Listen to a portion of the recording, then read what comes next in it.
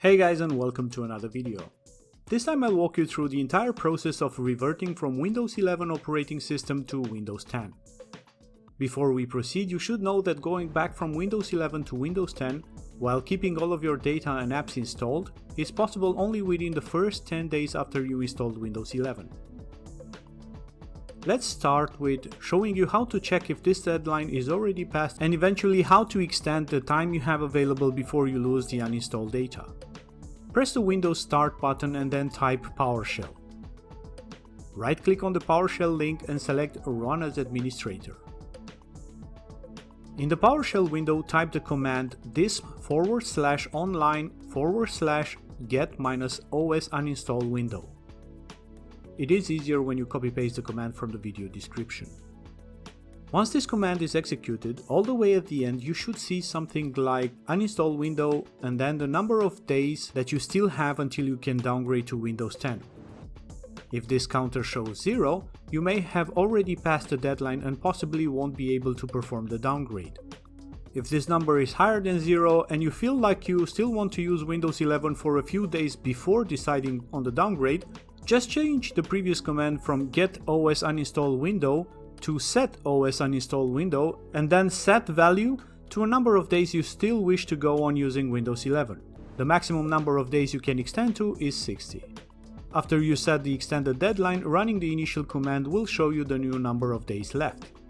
The whole installation data of Windows 10 is stored on your PC until this deadline is passed. If you bypass this deadline or cleaned up your PC in the meantime, deleting this info, you will no longer be able to revert back to Windows 10. With this said, let's move on to reverting your operating system to Windows 10. Press the Windows Start button again and then type Reset.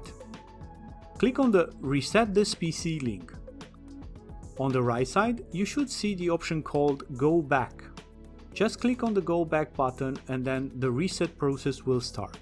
In case you are presented with this screen, it means that the uninstalled data of Windows 10 is no longer available and you no longer have the option of resetting back to Windows 10.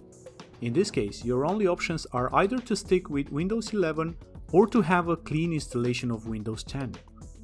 This would imply that you back up your personal data on another drive and then reinstall all of your apps after the installation. If you still have your Windows uninstalled data, you will see this screen where you get to say why you are reverting back to Windows 10.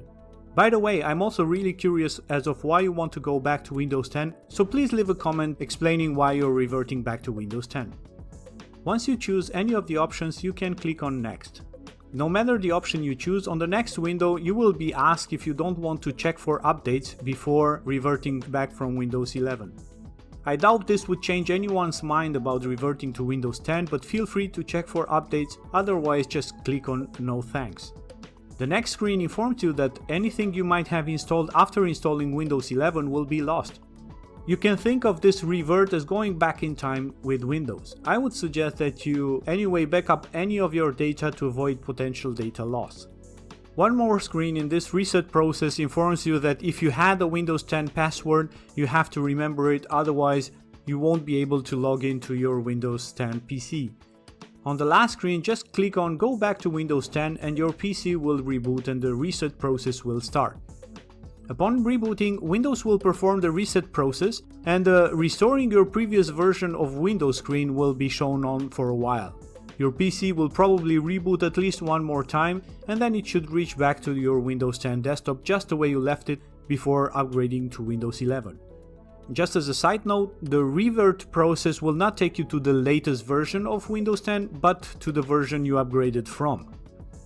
This is it guys, don't forget to leave a like and subscribe if you find this useful. As usual, if you're running into trouble, leave a comment and I'll try to help you out. Have fun!